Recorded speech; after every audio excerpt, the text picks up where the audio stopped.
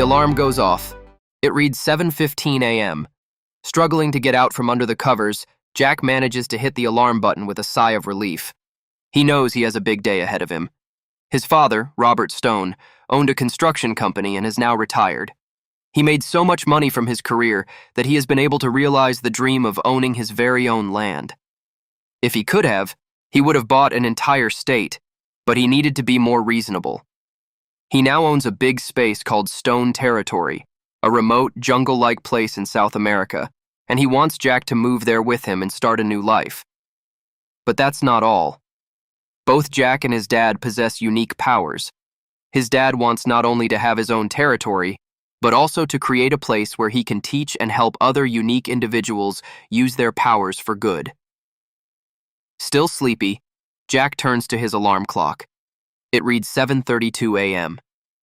He looks at a picture of his mom, who passed when he was 7, and a tear falls down his face.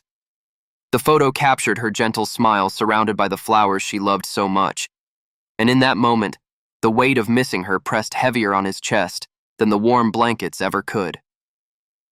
His dad calls out, "Son, we're heading out in an hour." Jack gets up and turns the stereo on full blast to get his day started.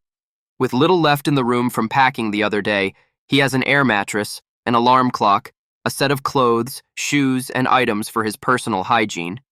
He showers, brushes his teeth, styles his curly black hair, gets dressed, and puts his shoes on without tying them. He gives his shoelaces a simple glance, and magically they tie themselves up.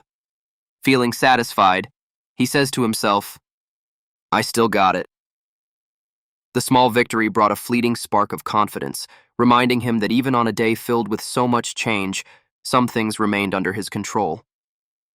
Jack heads downstairs and finally sees Dad.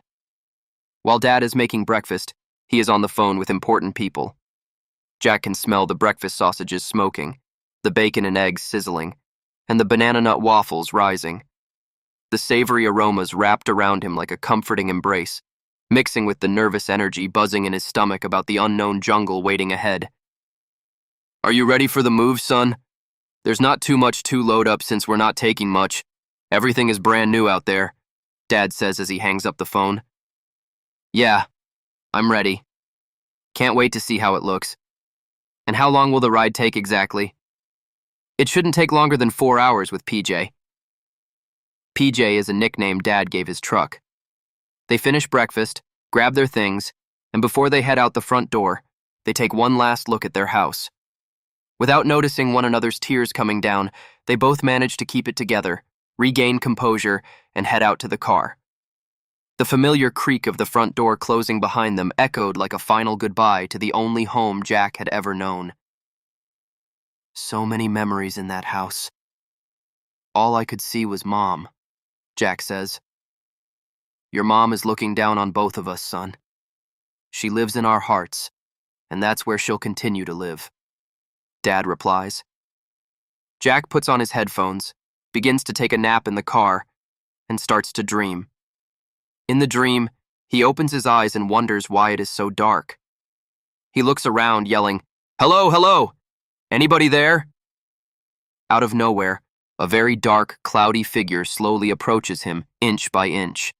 The room is dark, but there is enough light to make out the figure coming his way. Jack's eyes widen as he almost becomes paralyzed from fright.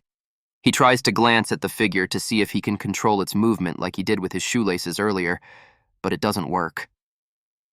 Jack steps backwards, trips on a hard object, and yells, "Leave me alone!" Suddenly, he wakes up from the dream. He wipes the sweat from his forehead and removes his headphones. His dad says, "You all right, Jack? It looked like you had something of a nightmare over there." Jack replies, "I'm fine," as he gets himself together. "How much longer do we have till we get there?"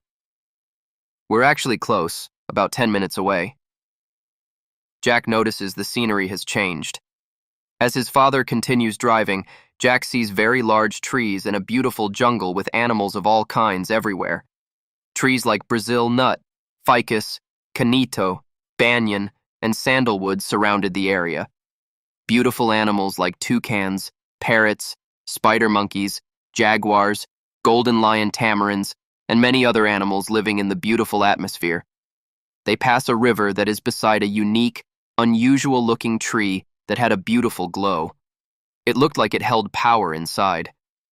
Jack admires it very much, feeling a strange pull toward its shimmering light that made his skin tingle with unspoken questions. Further down the road, they come upon a village. Jack spots a school building, about 100 houses, 3 stores, 2 towers for cell phone and internet signals, and their very own home. Jack's eyes glow and he says, "Wow, this is really, really nice, Dad." His dad grins and parks in front of their new home. What secrets did that glowing tree hold, and why did it feel like it was calling to him even now?